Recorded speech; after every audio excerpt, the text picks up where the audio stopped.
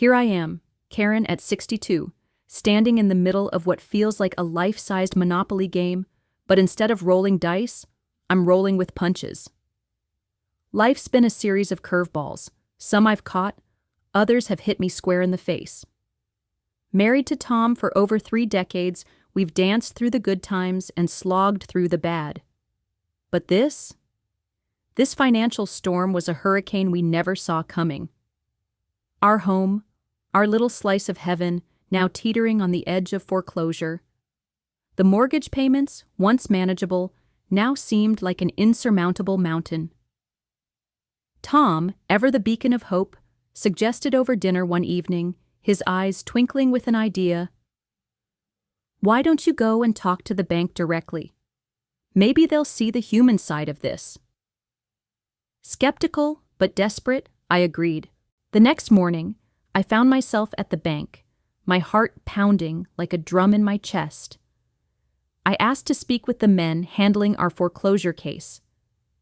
There was Mark, the manager with a voice smoother than silk, Dave, the loan officer whose stern face could probably scare off a bear, and Jeff, the quiet assistant, whose observant eyes seemed to miss nothing.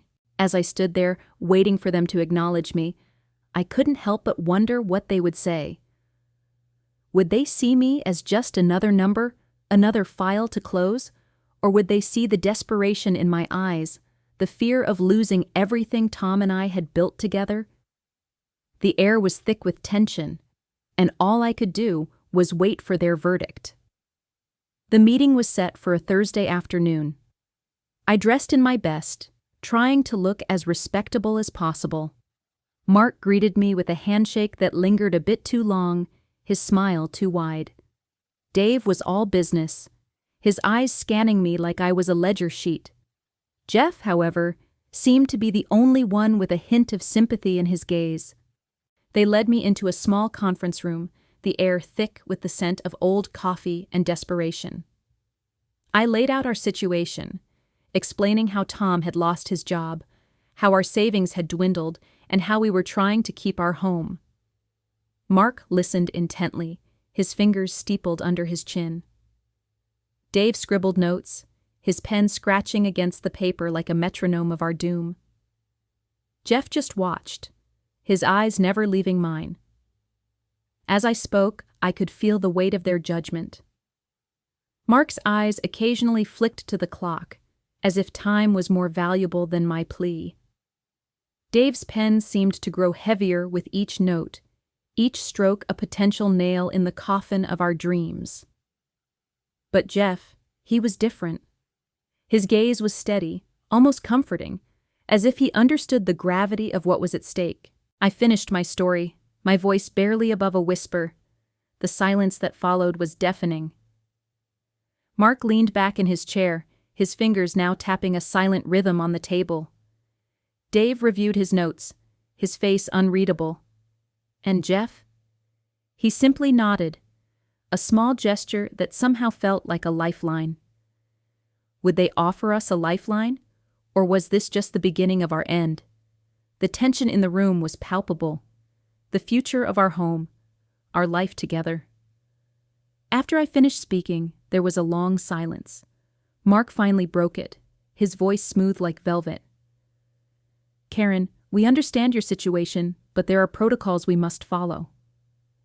My heart sank. However, what happened next was something I could never have anticipated.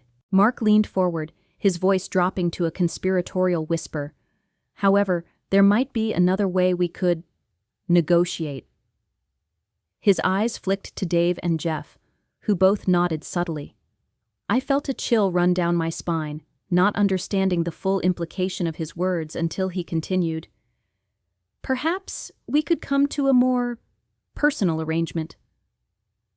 The room seemed to shrink around us, the air growing thick with an unspoken proposition.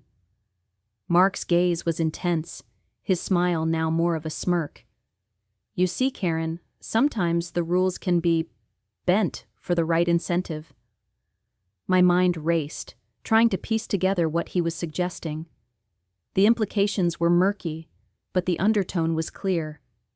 It was as if the walls of the bank had ears, listening in on a deal that was far from the standard financial transactions I was used to. Dave, who had been silent, finally spoke up, his voice low and measured. "It's not about the money, Karen. It's about mutual benefit. We help you. You help us." Jeff, still quiet, shifted uncomfortably in his seat, his eyes darting between Mark and Dave.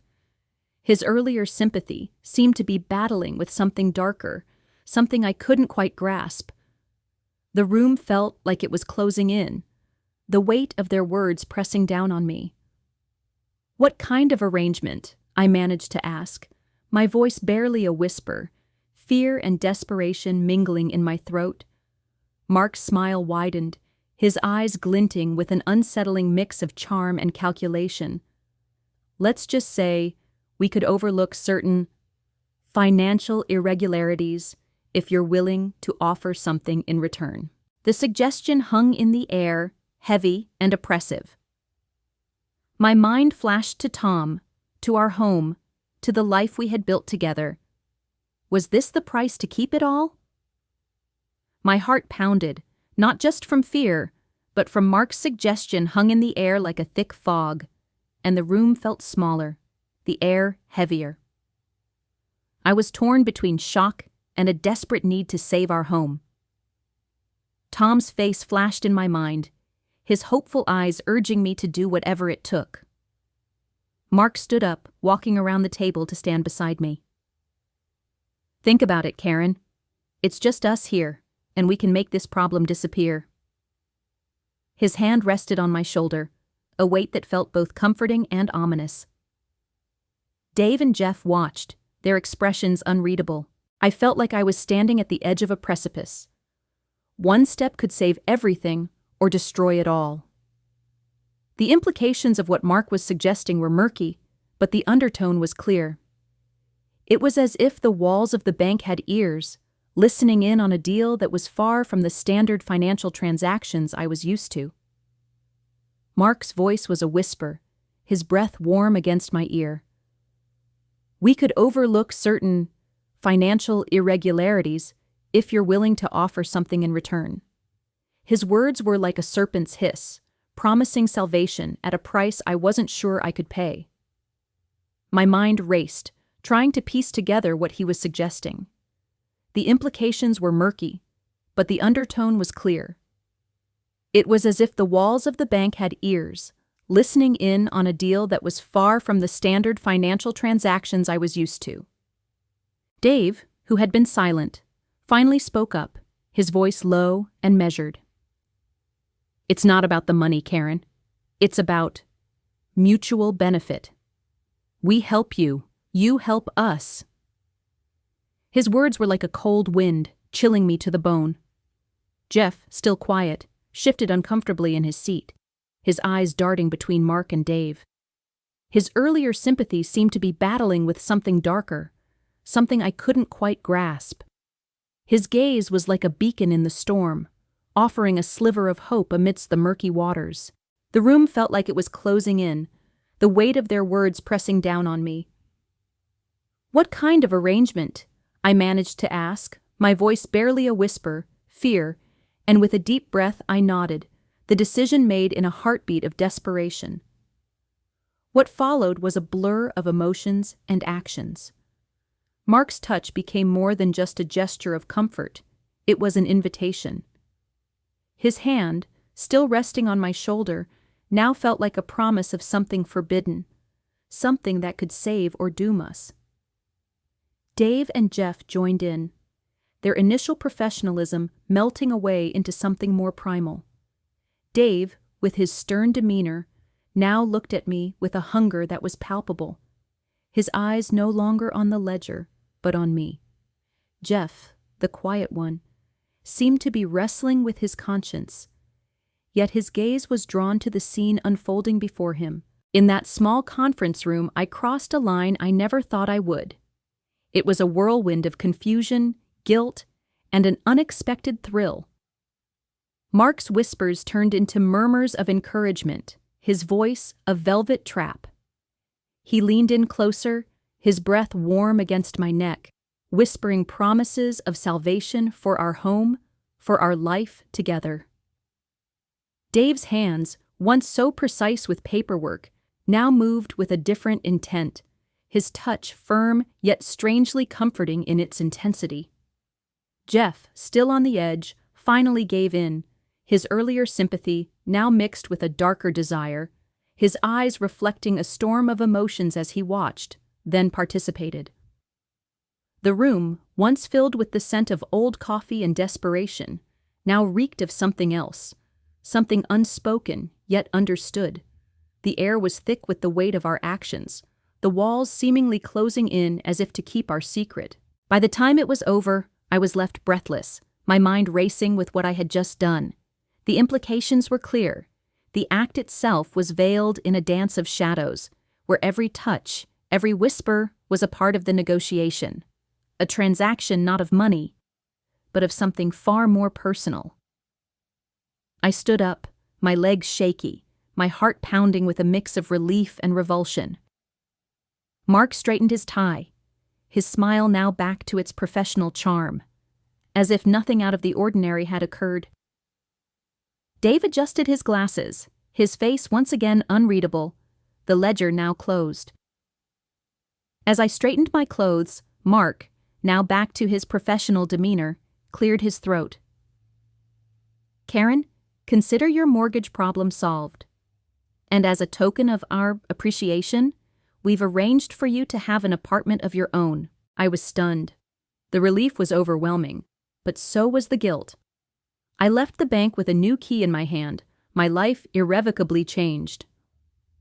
I told Tom we had worked out a deal, leaving out the details. He was overjoyed, thinking it was just a financial arrangement. Now I live in that apartment, a constant reminder of my betrayal. Yet, it's also a sanctuary, a place where I can reflect on the choices made in desperation. Life, I've learned, is not just about the choices we make, but how we live with them afterward. Every morning, I wake up to the soft light filtering through the curtains, a stark contrast to the darkness that sometimes clouds my thoughts. The apartment, with its modern furnishings and quiet solitude, feels like a cocoon, shielding me from the world outside. But within these walls, the echoes of that day in the bank reverberate, a constant whisper of what I've done. I've tried to bury the memory, to focus on the comfort this place provides, but it's not just the physical space that haunts me. It's the weight of the secret, the unspoken agreement that saved our home, but cost me something far more personal. Tom's laughter, his innocent joy at our financial reprieve, feels like a knife twisting in my gut. Every time he speaks of how grateful he is, how I saved us, I feel the lie growing, a shadow over our life together.